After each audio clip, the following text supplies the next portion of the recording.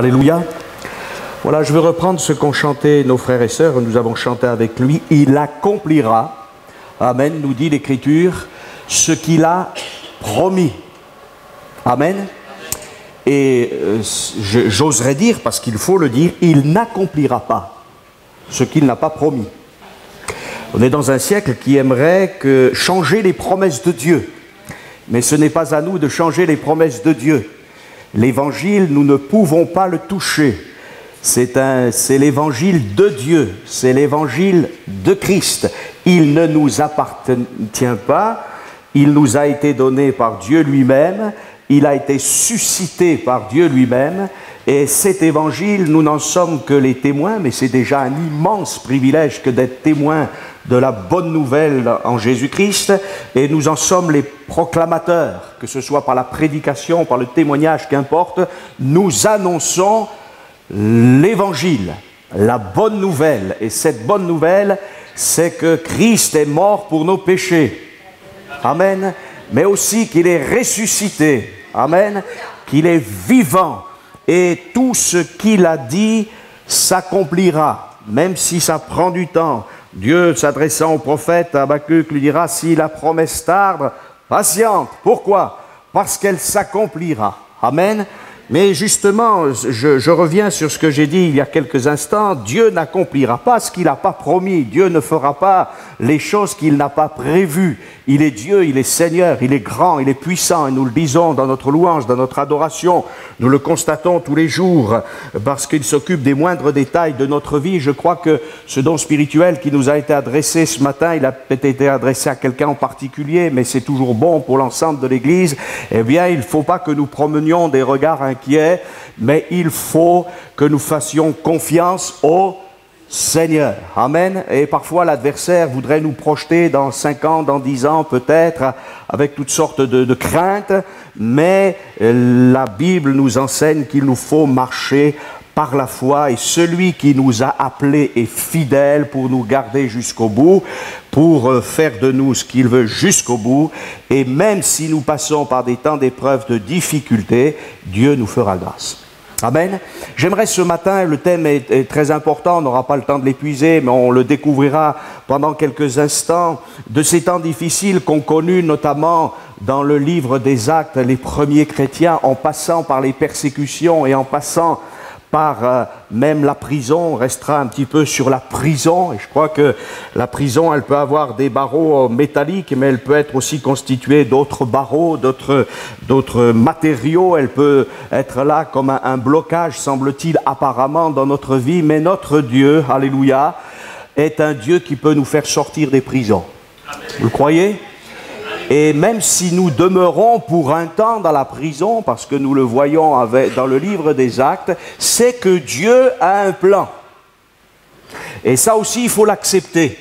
Mais en tout cas, je reviendrai à la promesse de Dieu, de Jésus lui-même, dans le livre des Actes au chapitre 1er. C'est ce que nous voulons vivre chacun dans nos églises, là où Dieu nous a placés. Eh bien, c'est cette promesse, vous serez mes témoins. Et où cela? À Jérusalem, ils ont commencé à Jérusalem, après dans la Judée, dans la Samarie et jusqu'aux extrémités de la terre. D'accord. Alors pour être un témoin, et pour aller en tout cas jusqu'aux extrémités de la terre, il faut qu'on soit libre. Non? Donc il peut y avoir des temps de prison, mais il y a aussi des moments où Dieu nous libère pour agir. Amen. Et vous savez que dans les Écritures, on pourrait regarder simplement ces textes en disant, voilà, c'est historique, Pierre a été en prison, Paul a été en prison, et puis d'autres personnes de l'Ancien Testament ont été en prison, notamment un certain Joseph, et ça a été long, et on pourrait se dire, mais alors Dieu ne les aimait pas parce qu'il les a fait passer par la difficulté. Non! Beaucoup de croyants aujourd'hui pensent que, à partir du moment où ils se convertissent, alors il faut que tout s'aplanisse devant eux et qu'il n'y aura plus jamais aucune difficulté. Et même si on ne le dit pas, on le pense souvent très fort. Mais nous savons tous que de toute manière, nous allons passer par des épreuves, par des difficultés. Mais la grande différence avec notre vie passée, c'est que dans notre vie passée, nous étions dans des prisons, nous étions dans des problèmes, dans des difficultés. Nous étions là parfois tout seuls, dans la dépression, dans la déprime, avec le spiritisme, avec toutes ces choses-là. Nous étions dans nos prisons, nous étions dans nos enfers, pour parler peut-être un peu plus violemment, si je peux m'exprimer ainsi, mais nous étions seuls, sans Dieu, sans espérance. Tandis que le croyant, dans ses épreuves, il a quelqu'un à côté de lui. Amen. Et celui qui est à côté de lui, il peut tout faire pour qu'il ne soit pas dans la détresse, mais qu'au contraire, il soit dans la paix et même dans la joie. Et pour être dans la paix et dans la joie, eh bien, il faut non pas regarder à la situation elle-même, mais au Seigneur. Alléluia. Ce matin, j'aimerais vous encourager parce que la vie chrétienne, elle est finalement assez simple. C'est d'abord et avant tout une communion pleine et entière avec Jésus pour que nous puissions être en relation avec le Père. Et cette relation, cette communion que nous avons avec Jésus, elle va se faire par la parole de Dieu qui va renouveler en nous les promesses de Dieu et par le Saint-Esprit qui a été donné à l'Église. Est-ce que vous croyez que le Saint-Esprit est au milieu de nous pour agir ce matin? Amen. Il est là pour du concret. Il est là pour du pratique. Alléluia. Eh oui, le Seigneur n'a rien fait pour vous aujourd'hui. Le problème des pays où il y a des richesses, c'est qu'on pense qu'on peut tout acheter. C'est qu'on pense qu'on doit tout avoir maintenant. Et que si on n'a pas tout de suite, alors c'est que nous ne possédons pas le bonheur. C'est assez, nous avons passé quelque temps avec une quarantaine de pasteurs pour préparer le congrès national et un de nos frères qui s'occupe des pays persécutés nous disait, nous sommes allés dans ce pays que je nommerai pas pour des raisons de sécurité et nous avons rencontré des chrétiens et bien sûr nous leur avons apporté des Bibles, du réconfort, nous leur avons apporté ce que nous pouvons leur apporter, mais eux nous ont apporté beaucoup. Et ils nous ont dit, et cela nous a remis en question dans notre conscience, alors qu'ils sont persécutés, ils nous ont dit, c'est tout à fait normal de souffrir pour Jésus. Tout à fait normal. Pour eux, ils n'envisagent pas autre chose. Ils sont bien sûr nés dans la persécution. Peut-être qu'un jour, il n'y aura plus cette persécution physique. On peut le leur souhaiter, bien évidemment. Ce sont nos frères en Christ. Mais ils sont décidés, malgré toute chose, et ils disaient, nous sommes prêts à donner notre vie pour Jésus. Et je ne veux pas dire qu'il faut rechercher le martyr. Vers le 2e et le 3e siècle de l'histoire de l'Église, les gens cherchaient le martyr pour le martyr. Non, nous ne devons pas chercher le martyr. D'ailleurs, nous ne sommes pas forcément martyrisés. Mais nous devons croire que Dieu a des solutions et qu'il a des plans.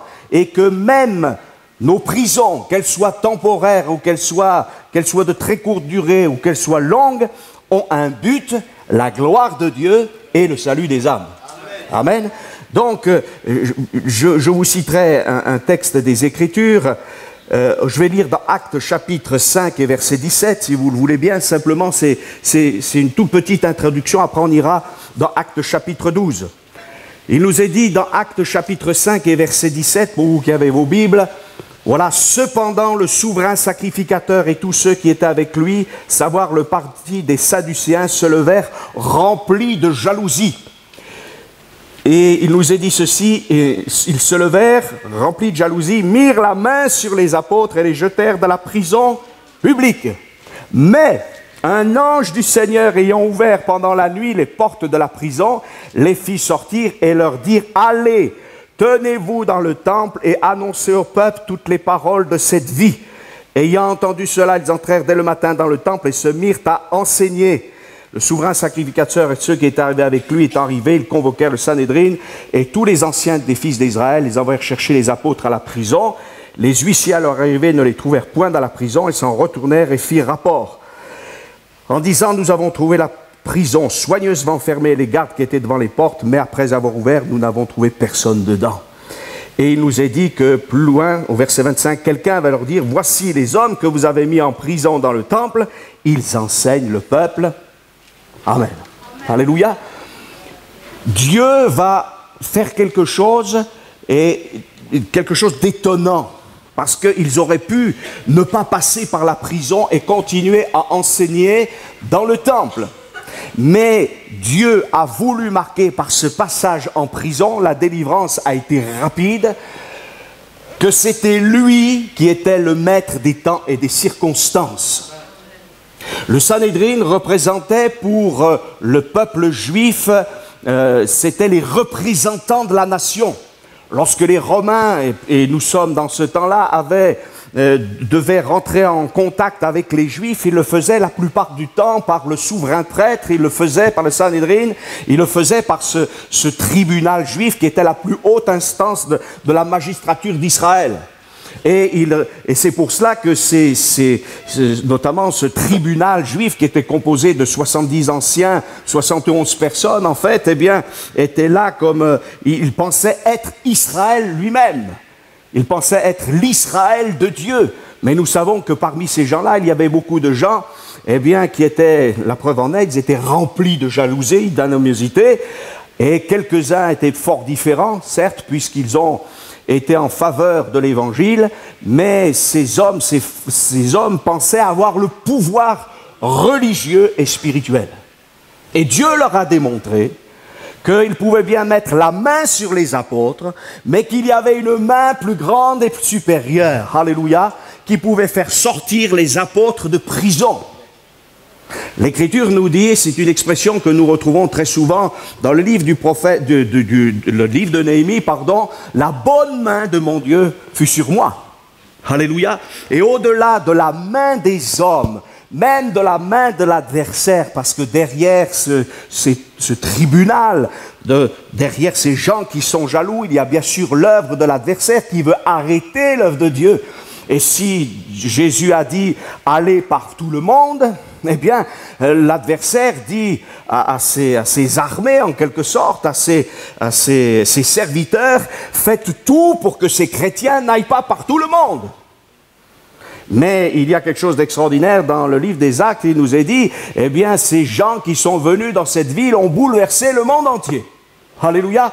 Et aujourd'hui, alléluia, nous pouvons nous réjouir parce que les temps sont difficiles. Nous vivons la fin des temps. Nous savons que l'immoralité est là, les lois iniques sont là. Les hommes et les femmes de notre génération renient Dieu, sa parole, Jésus-Christ. On veut lutter contre la génération, mais l'évangile est allé jusqu'aux extrémités du monde. Alléluia. Il est allé jusqu'en France, parmi des gens incrédules et rebelles. Il est allé au Gabon. Alléluia. Amen. Il est allé en Asie. Amen. Il est allé en Amérique du Nord, du Sud, dans les îles, dans les endroits les plus reculés. Il fait encore des progrès. Et malgré les attaques de l'adversaire, Dieu continue son œuvre. Que Dieu visite notre vieille Europe qui est sclérosée. Que Dieu visite notre pays de France qui en a tellement besoin. Nous n'avons pas besoin simplement de quelques bénédictions. Nous avons besoin d'un réveil authentique du Saint-Esprit. Et pour cela, il faut s'armer de la mentalité de Christ. Il faut s'armer de la mentalité du Saint-Esprit.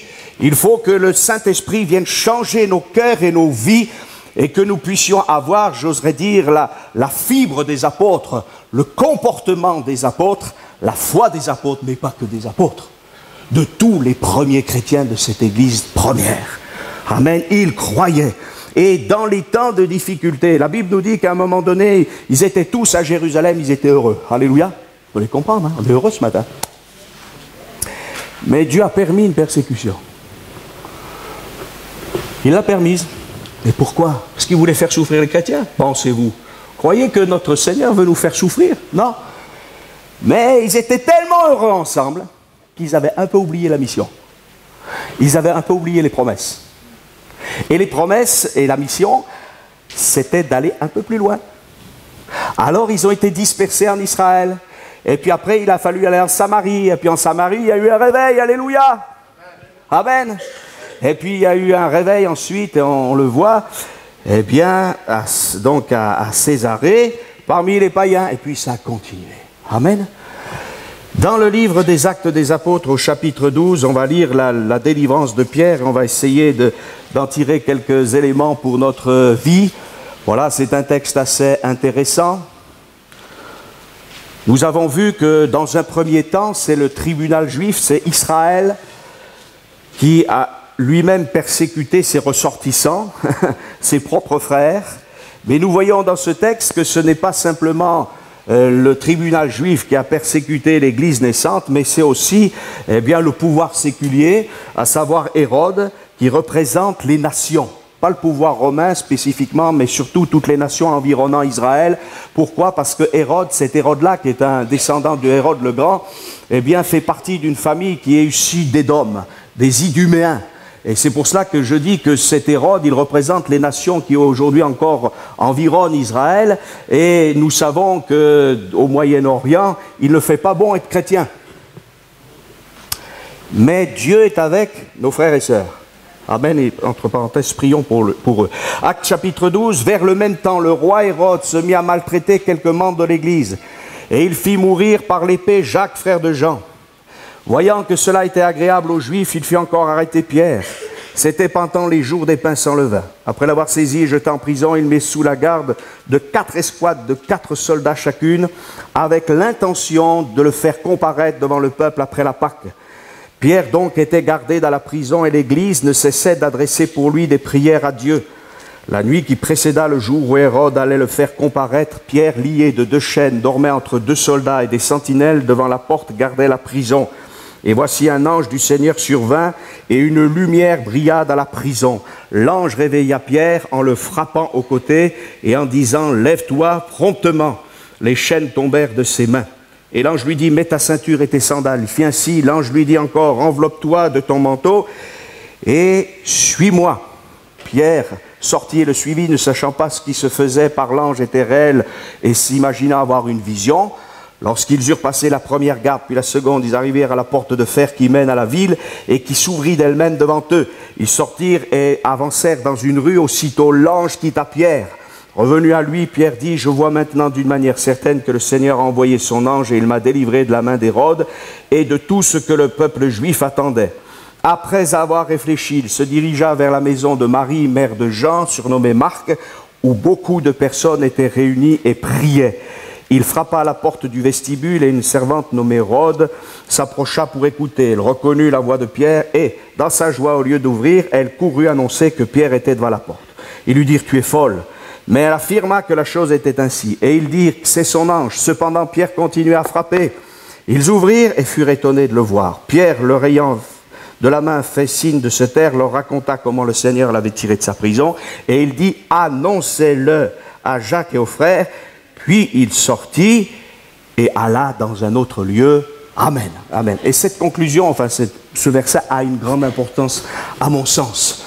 Nous avons vu que les apôtres qui ont été mis en prison par le tribunal juif, l'ange leur a dit, je vais vous faire sortir, mais pas pour simplement pour que vous puissiez dire, nous avons été délivrés. C'est pour une mission. Amen. Dieu nous sauve pour une mission. Dieu nous sauve pour qu'on puisse le servir. Alléluia. Et il n'y a rien de plus triste qu'une vie chrétienne où nous ne servons pas Dieu.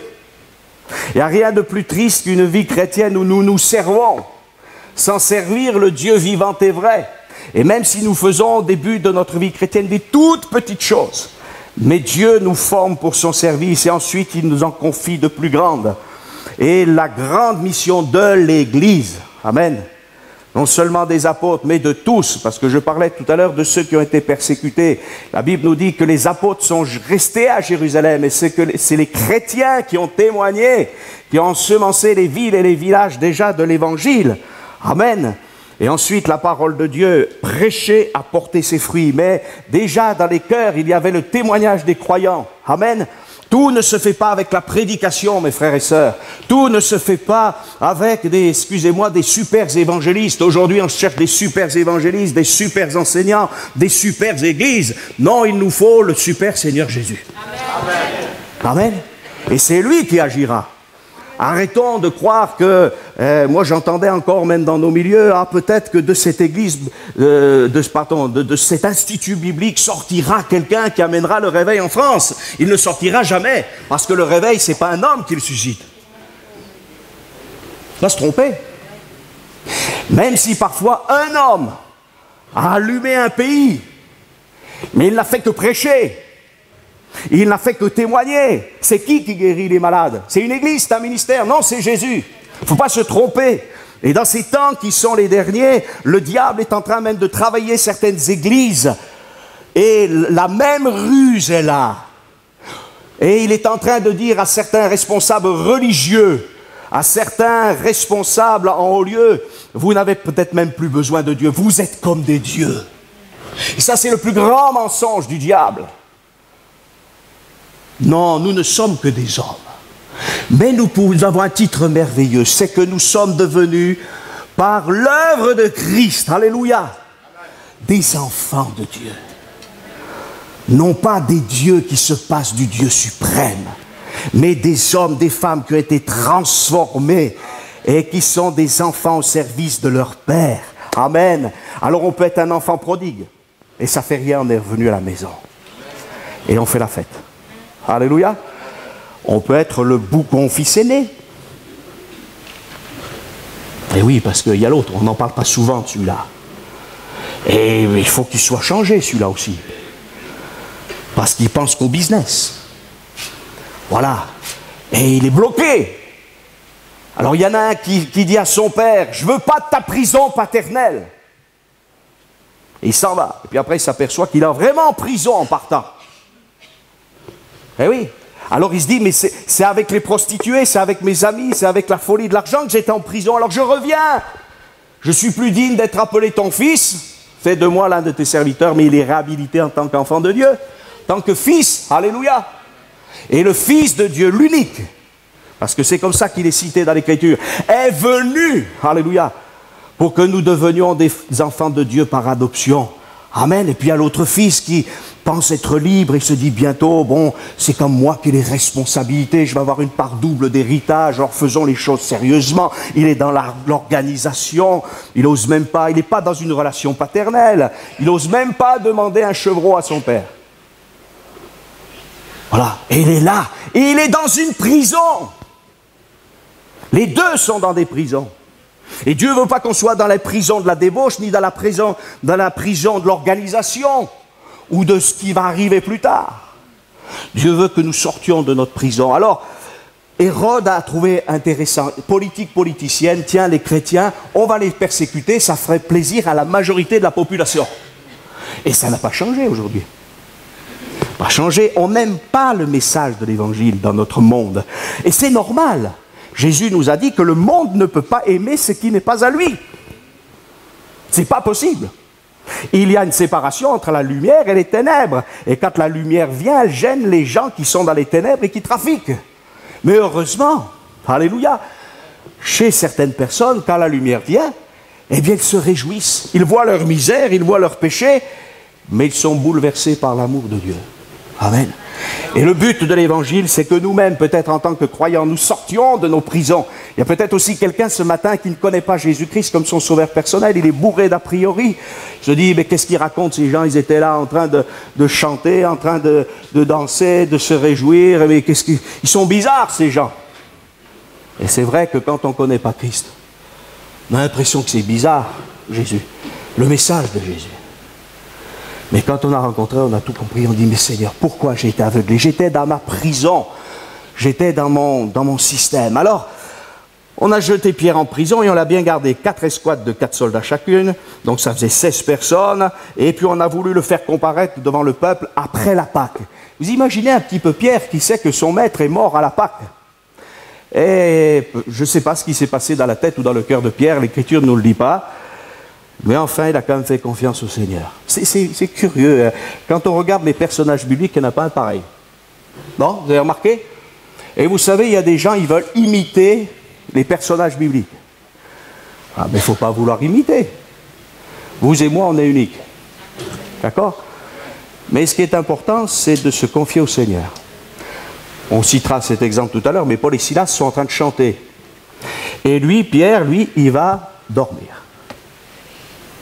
Il dort. Je ne sais pas si j'aurais dormi, moi. Je ne sais pas. Je ne sais pas si vous auriez dormi. Peut-être était-il épuisé, mais enfin, il aurait pu se dire, Seigneur, tu m'as abandonné, Seigneur. On n'a pas ce langage régulièrement? Non, jamais. Hein. Jamais. Non, c'est pas vrai. Non. Nous, on dit toujours, il y a une épreuve, ça fait rien, Seigneur, on fonce, c'est formidable, extraordinaire, moi j'ai la foi, Puis il y a même des gens qui disent, faut avoir la foi. Ah ouais, eux, ils ne sont pas dans l'épreuve, alors c'est facile de lire. Voilà. Donc arrêtez de dire aux autres qu'il faut avoir la foi, mais ayez la foi pour eux. Ce qui est différent. Priez pour eux, voilà. Et ce sera certainement vraiment différent. Alors, il est là dans la prison, mais il y a quelque chose qui se passe, et ça c'est important, c'est que l'Église prie. Pourtant l'Église, on le voit, elle n'a pas encore vraiment, on peut se dire, elle n'a pas une grande vision, elle se dit, voilà, on prie pour lui, mais qu'est-ce qui va se passer? C'est curieux parce que le texte que nous avons cité tout à l'heure, les apôtres étaient en prison. Qui c'est qui les a fait sortir de prison? C'est un ange. On oublie vite ce que Dieu a fait, non? Quelqu'un me disait, oh, mais aujourd'hui, il faut voir ce qu'on fait aujourd'hui, ce que le Seigneur va faire, ce que Dieu a fait autrefois. Oh, ça n'a pas beaucoup d'importance. Si, ça a beaucoup d'importance, ce qu'il a fait autrefois. Parce que ce qu'il a fait autrefois, c'était formidable. Donc, ça ne peut que nous encourager pour aujourd'hui. Sachant que Jésus-Christ est le même hier, aujourd'hui et pour l'éternité. Amen. Alors, on est dans aujourd'hui, mais ça fait du bien de se souvenir. Et c'est pour ça que nous avons parlé de la Sainte Seine. Qu'est-ce qui se passe quand on célèbre le repas du Seigneur? On célèbre sa mort et sa victoire. Alléluia, il est mort pour nos péchés, il est ressuscité. Et les apôtres, l'Église première proclamaient quoi? Le fait que Jésus était vivant. Amen. Et qu'il ne va pas rentrer dans notre programme, mais que c'est à nous de rentrer dans le sien. Et un réveil, c'est ça. D'abord pour moi-même, je veux rentrer dans ton programme, Seigneur. Et puis l'Église tout entière finit par rentrer dans le programme de Dieu. Donc il va falloir abandonner des habitudes. Donc il faudra abandonner des servitudes. Il faudra abandonner notre prison. Voilà. Et c'est peut pas être curieux, mais des fois on s'habitue à la prison, on n'a pas trop envie d'en sortir. On est là, on se dit, oh, et on est un peu fataliste. Non, Dieu va agir. L'Écriture nous dit que Dieu, et j'aime particulièrement ce verset, que Dieu peut faire au-delà de ce que nous demandons et pensons. Amen. Et pourtant, je le dis souvent, on pense beaucoup de choses. Non?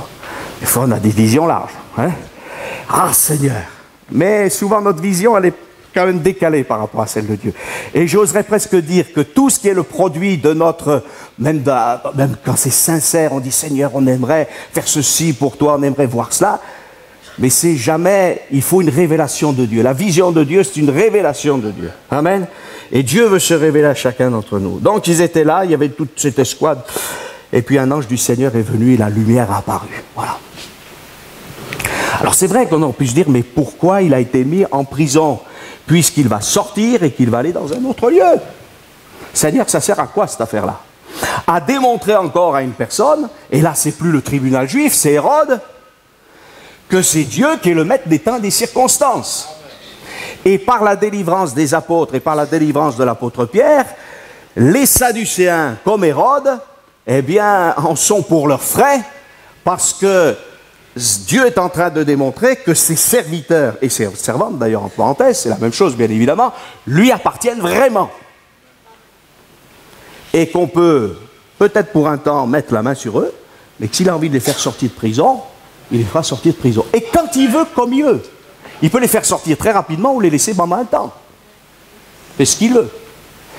Et bien sûr, là, l'Église a pris pour Pierre, alors les portes s'ouvrent, je vais laisser ce côté miraculeux et prodigieux qui est extraordinaire, vous le relirez, mais il a passé la première garde, la seconde, et il pensait faire un rêve. Peut-être il s'est dit, tiens, c'est ce qui va se passer prochainement. Non, mais c'était ce qui était en train de se passer maintenant. Et je crois que l'Église, elle doit être l'Église de maintenant, et puis ne pas négliger non plus l'avenir.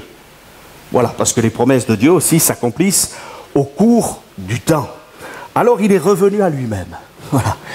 Et je crois que quand on sort de prison ou d'une épreuve, on revient un peu à nous-mêmes. Parce que la prison, elle a quelque chose de terrible, c'est qu'elle nous enferme. Elle peut nous enfermer dans des raisonnements, elle peut nous enfermer aussi dans une sorte de torpeur. Bon, il faut dire qu'il venait d'être réveillé, il faut croire qu'il dormait bien. Voilà. En tout cas, je pense qu'il était assuré que le Seigneur était avec lui. Mais je vous ferai bien remarquer quand même, parce qu'on a passé rapidement sur ce sujet, mais que Hérode a persécuté l'Église et qu'il a fait mourir Jacques. Eh oui. Il y a des gens qui pensent que quand on devient chrétien, plus rien ne doit nous arriver. C'est assez étonnant si vous regardez Pierre, Jacques et Jean. Les trois là, les trois qui étaient avec Jésus. Hein, ça, ces leaders qui n'étaient pas des leaders parce qu'ils ont tout abandonné. Voilà, il leur faudra la puissance du Saint-Esprit pour devenir des vrais apôtres. Voilà, eh bien, Jacques, il meurt là. On peut se dire pourquoi, Seigneur? Le Seigneur a ses raisons, même si on ne sait pas. Il ne faut pas vouloir tout savoir non plus. En tout cas, il va mourir. Pierre va vivre plus longtemps, mais il va mourir martyr. Et puis il y en a un qui va vivre très longtemps. L'apôtre Jean. 3 destins différents. On ne peut pas calquer son destin sur celui de l'autre. De toute manière, notre destin appartient à Dieu. Il y a des gens qui sont partis jeunes. Il y a des gens qui sont partis plus âgés. Il y a des gens qui sont partis très âgés de la patrie céleste. Mais ça appartient à Dieu. Nous appartenons à Dieu. Et ni un tribunal, ni un pouvoir politique ne peut empêcher l'évangile de progresser. Voilà. Il y a eu des milliers de martyrs au début de l'Église primitive et quelqu'un a dit, eh bien le sang des martyrs, c'est la semence de l'Église. On en arrête un et il y en a 3 qui réapparaissent de l'autre côté. On en arrête 10 et il y en a 15 qui ressortent de l'autre côté. Pourquoi? Parce que c'est pas l'affaire de l'Église. Il en va de la grandeur de Dieu. Et mes frères et sœurs, peut-être, parfois on voit tous nos défauts, et il faut les voir. Il faut prendre la parole de Dieu, comme nous dit Jacques, et regarder dans le miroir, et corriger tout ce qu'il y a à corriger avec le Saint-Esprit. Amen. Mais il faut aussi réaliser que nous sommes l'Église de Dieu, et que malgré les défauts et les imperfections, Dieu nous aime, il veut nous changer, et aussi nous impliquer davantage pour quelque chose de fort en France avant le retour de Jésus. Et pas que pour la France, pour le monde entier. Je crois que s'il y a vraiment un terrain où il faut que vraiment il se passe quelque chose, c'est dans notre vieille Europe qui est anti-Dieu, en tout ce que vous voulez. Et je crois que le peuple de Dieu, enfin j'espère, a soif d'autre chose. Alors la porte s'est ouverte aussitôt l'ange, et puis l'ange quitte à Pierre. C'est ça qui est formidable. Vous voyez, les anges sont là, et il n'y a pas besoin d'adorer les anges. Ce sont des serviteurs qui exercent comme un travail, une œuvre en faveur de ceux qui doivent hériter du salut. Voilà, l'ange quitte à Pierre, voilà, et on ne sait pas comment il s'appelle, cet ange, il fait son service. Ça, c'est intéressant aussi, hein. Les anges fidèles, ils ont cette simplicité, cette humilité. Et nous aussi, on peut être des anges. Vous ne saviez pas, hein? Vous savez ce que ça signifie, ange, dans l'Écriture? C'est un messager. Qu'est-ce que ça signifie, un messager? Et c'est pour ça qu'il y a les anges qui sont les créatures célestes qui ont été créées par Dieu. Il y a l'ange de l'Éternel qui est Jésus, parce que c'est un envoyé, alléluia.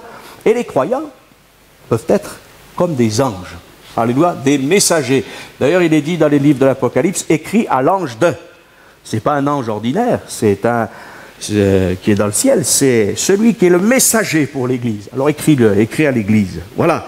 Donc, nous retrouvons ces choses et Pierre va revenir à lui-même et il va dire, c'est assez étonnant, je vois maintenant d'une manière certaine que le Seigneur a envoyé son ange et qu'il m'a délivré de la main d'Hérode. Et après avoir réfléchi, qu'est-ce qu'il fait?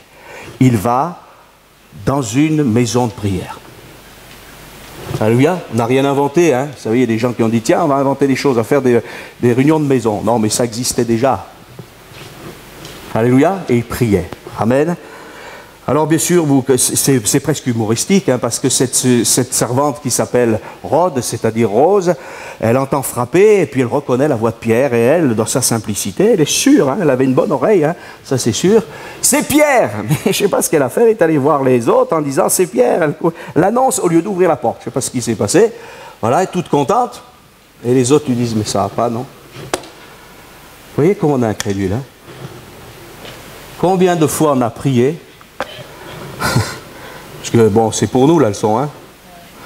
Et on n'a pas cru que le Seigneur allait faire quelque chose. On a considéré la prière comme une sorte de devoir. Oh, nous avons prié, frère. Je me rappelle même de gens qui m'ont dit on a prié pendant tant d'heures. Oui, mais enfin, bon, c'est bien. Et des gens, ils pensent qu'il faut prier 3 minutes parce qu'il ne faut surtout pas prier longtemps parce qu'il suffit d'avoir la foi. Voilà, d'autres ils disent on va prier pendant 10 heures parce qu'au bout de 10 heures, quand le Seigneur verra notre épuisement, alors peut-être qu'il aura miséricorde. Et ça, c'est ridicule, l'un comme l'autre. Des fois, on peut faire une prière de 2 minutes qui est exaucée, et puis il faut savoir passer du temps dans la prière. Pourquoi? Parce que quand on aime quelqu'un, on passe du temps avec lui. Voilà. Mais Dieu ne nous bénit jamais à la montre. Eh oui, voilà. Parce qu'après, c'est des œuvres. Alors j'ai jeûné, j'ai fait 8 jours, j'ai pas mangé, Seigneur, tu vois, j'ai une crise d'hypoglycémie, donc tu vas me bénir. Mais non. Par contre, si on prend du temps en disant, Seigneur, moi j'aimerais être dans ta présence, je vais sauter un repas, peut-être même toute une journée, parce que je veux être avec toi, parce que je t'aime, parce que j'ai envie d'être avec toi. Là, on va être béni. Amen. C'est ça le jeûne. C'est ça la prière. Alors ils étaient là, bon, ils n'étaient pas parfaits non plus, hein. Mais, alors après ils disent, mais c'est son ange, le raisonnement, oui, c'était très spirituel, c'est son ange, ils ont dû faire 10 ans de théologie quelque part pour dire que ça doit être son ange, alors ils ont dû faire, savoir est-ce que chaque chrétien a un ange qui veille sur lui, voilà, alors ça c'est des questions, voilà, mais il ne faut pas vous poser des questions comme ça, mes frères et sœurs. Ça sert à rien. Dieu a des anges qui sont au service de ceux qui doivent hériter du salut, et l'organisation, elle revient au Seigneur. En tout cas, on sait que Dieu est intervenu, l'ange il a joué son rôle, et puis maintenant c'était à Pierre d'à nouveau de jouer son rôle. Alors, on nous est dit que Pierre a continué à frapper, voilà, il a dû entendre du bruit derrière la porte, ils ouvrirent et furent étonnés de le voir. Alléluia! Étonnés. J'aimerais que Dieu nous étonne encore. Et beaucoup.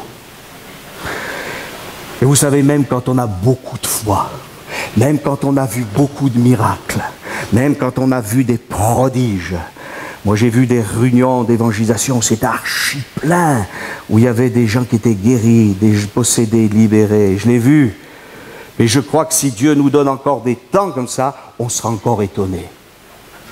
Amen. Et il faut qu'on soit étonné. Notre Dieu nous étonnera toujours.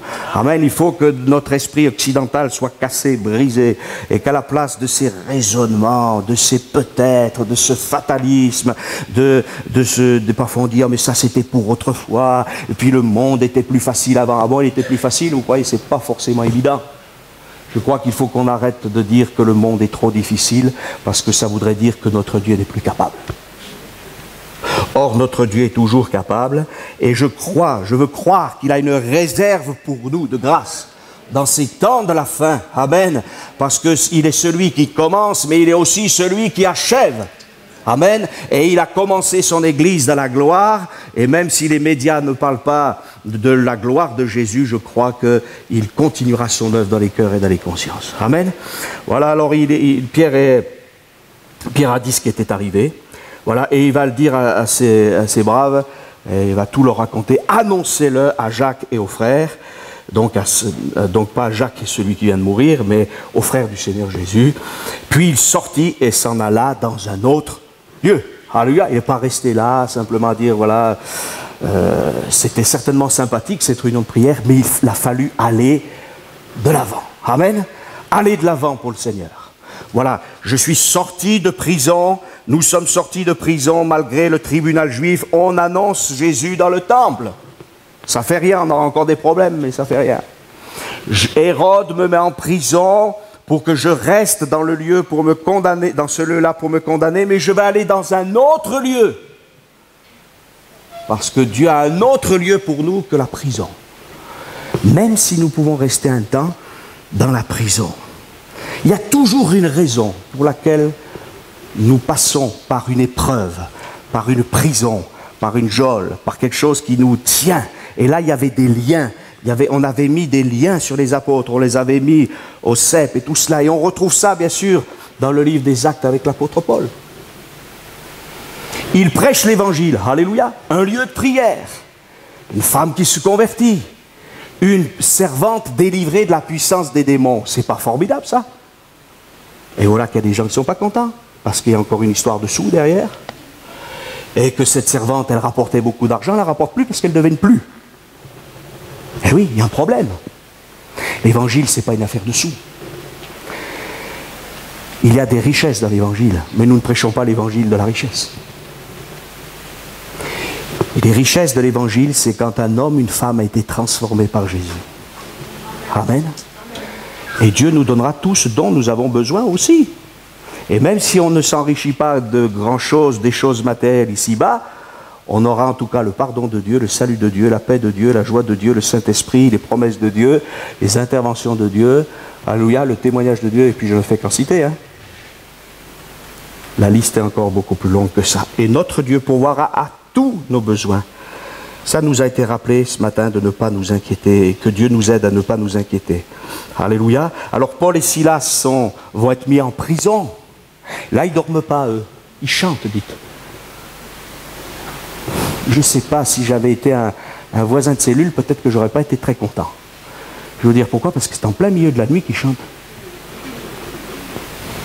Voilà. Maintenant, je ne sais pas s'il avait vraiment le repère du jour et de la nuit à force d'être dans la prison. C'est peut-être ça aussi. En tout cas, ils chantent les louanges de Dieu. Formidable ça, hein? Il y en a un, il dort tranquillement. Et les autres, ils chantent. Voilà. Sans sonorisation. Comme nos frères et sœurs hier. Mais ça marche. Alléluia. Et là, un petit tremblement de terre. Petit séisme, juste qu'il faut. Je ne sais pas combien sur l'échelle de Richter, qui n'existait pas à cette époque encore, mais suffisamment pour casser les liens et ouvrir les portes des prisons sans qu'il y en ait un qui soit blessé. Ça, c'est contrôlé par les cieux. Voilà. Et là, un grand drame parce que le geôlier qui s'occupe, il pense que tous les prisonniers sont partis. Voilà, et c'est sous sa responsabilité, tremblement de terre ou pas. Donc il pense que s'il ne rend pas tous les prisonniers à Rome, eh bien il va être condamné à mourir, et c'est pour ça qu'il veut se donner la mort. Et lui, il est dans ses raisonnements, mais au milieu de la prison, il y a quelqu'un qui parle fort. Il s'appelle Paul. On ne sait pas comment il était, Paul. Hein. Il y en a qui l'ont dit, il était petit, chauve, je ne sais pas quoi, et toutes sortes d'inventions. L'Écriture ne nous dit rien, mais en tout cas, je pense qu'à ce moment-là, Dieu lui a donné une voix forte pour dire au geôlier de la prison, ne te fais pas de mal. Nous sommes tous ici. Et il fallait que Paul et Silas passent par la prison pour rencontrer ce geôlier, parce que c'est toute sa famille qui a été, une partie de sa famille qui a été à l'origine de cette église. Et cette église, elle a eu des liens particuliers, c'est l'église de Philippe, avec Paul. Des liens fraternels bien particuliers. Dans une prison, pour tisser des liens fraternels et ensuite être même soutenu par cette église pour prêcher l'évangile. Parce qu'il faut lire tout dans la Bible. Des fois, on lit juste le texte. Il faut lire aussi toute la trame. Vous voyez? Et Paul et Silas vont sortir. Il y aura quelques petits problèmes avec les autorités, mais ça va se régler. Et ils vont continuer leur chemin. Dieu agit d'une manière curieuse. Hein? Mais Dieu va agir. Alors peut-être que ce matin, et c'est pas peut-être, c'est sûr. Parce que des fois on dit trop peut-être. Il y a des frères et sœurs ou des personnes qui sont dans des prisons. Pas avec des prisons, avec des barreaux. Voilà. Mais dans des prisons. Avec un raisonnement. Vous savez, parfois on a expérimenté des choses avec le Seigneur, alors on dit voilà, le Seigneur, s'il doit agir dans l'avenir, il va agir exactement comme il a agi dans le passé. Eh bien non, on a bien vu. Dans les 2 épisodes précédents, c'est qui a libéré Pierre et les apôtres de la prison? Des anges. Là, il n'y a pas d'ange. Au sens qu'il vient le prendre par la main. Il y a l'intervention de Dieu, il y a toutes les armées célestes qui interviennent, voilà. Tout. Mais c'est différent. Il y en a un qui dort, l'autre qui chante, les autres qui chantent, vous voyez? Et puis plus tard, Paul va connaître à nouveau la prison. Mais cette fois-ci, il ne va pas sortir tout de suite. Hein. Et là, c'est une autre affaire. Hein. J'ai eu l'occasion d'aller à Césarée. Césarée, c'est une cité romaine qui a été bâtie donc du temps à l'époque juste avant Christ, on va dire, pour résumer. Et là, vous avez un hippodrome, vous avez un théâtre romain. Mais il y a aussi là où Paul a été emprisonné. Et Paul n'est pas resté 2 jours là. Pas resté 2 mois. Il est resté 2 ans quand même. Et quand on connaît le tempérament de l'apôtre Paul, je pense que il a peut-être dû à un moment donné, je ne sais pas, parce que là j'invente, hein, vous me permettez, mais c'était un peu comme un lion en cage. Mais je pense qu'il a tout de suite dû comprendre ce que Dieu voulait de lui, parce que c'est un homme de l'esprit. Mais imaginez cet homme qui était toujours en train de faire quelque chose.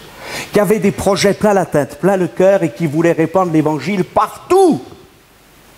Et qui avait déjà fait un travail immense dans tout le bassin méditerranéen, qui avait une équipe missionnaire. Il avait pris des, comme on dirait aujourd'hui, des stagiaires avec lui. Il était, voilà, il s'occupait de tout. Il s'occupait d'implanter des églises, il s'occupait de rectifier des églises dans la doctrine, il s'occupait de l'humanitaire. C'était vraiment un homme avec la vision de Dieu. Il avait reçu ça lorsqu'il s'était converti. Voilà. Mais il savait que Dieu lui avait dit quelque chose. Tu lui diras tout ce qu'il doit souffrir pour mon nom. Vous vous rendez compte, un appel au ministère. Aujourd'hui, il y a des appels au ministère, et je prends ce mot ministère, service au sens général. On entend même parfois des gens qui disent, moi, quand le Seigneur m'a appelé, il m'a dit que j'aurais ceci, que j'aurais cela. C'est que des choses faciles. Mais c'est bizarre, dites donc, j'ai l'impression qu'il y a un évangile de la facilité et un évangile authentique. C'est vrai que Dieu nous met au large souvent. Mais il y a des moments où l'épreuve, elle dure aussi. Eh oui. Et est-ce que vous croyez que le Seigneur n'était plus avec Paul? Mais il était avec Paul. Amen. Pendant les 2 ans que Paul a été en prison, Dieu était avec lui. Amen. Et là, il ne peut pas imposer les mains à des milliers de malades. Hein. Il ne peut pas chasser les démons. Mais il va pouvoir faire des choses en prison, on le sait. Qu'est-ce qu'il va faire? Alors, c'est pas toujours sûr, on n'est pas toujours sûr du point de vue historique s'il a écrit tel épître dans telle prison, ou ça, mais ça fait rien. En tout cas, quand il était à Rome, il a écrit. Ah oui, parce qu'il va être encore en prison, l'apôtre Paul. Et il va écrire des lettres, qu'on appelle aujourd'hui des épîtres. Et ces épîtres, elles ont traversé le temps. Amen. Et elles sont là pour que l'Église puisse dire, voilà, la doctrine de Christ, c'est ça. La vérité, c'est ça. Il y avait un but. Et puis, Dieu a permis qu'il y a eu des avocats qui ont été contre Paul, il y a eu sa défense, enfin bref. Et puis, Paul avait un avantage, Dieu l'avait prévu, vous savez que Dieu prévoit tout. Paul était citoyen romain. Et citoyen romain, ça voulait dire qu'on pouvait, dans un cas de difficulté, en appeler à César. Eh oui. Alors, cet apôtre Paul, on le retrouve donc dans le livre des Actes avec un homme qui est le geôlier de Philippe. C'est-à-dire finalement, excusez-moi de dire ça, mais quelqu'un du peuple. Il est là avec la servante qui a été délivrée de la puissance des démons. C'est une esclave en fait, nous on traduit par servante, mais c'est une esclave. Voilà, un temps de prison à cause d'une esclave, avec des gens de conditions humbles qui sont asservis à Rome.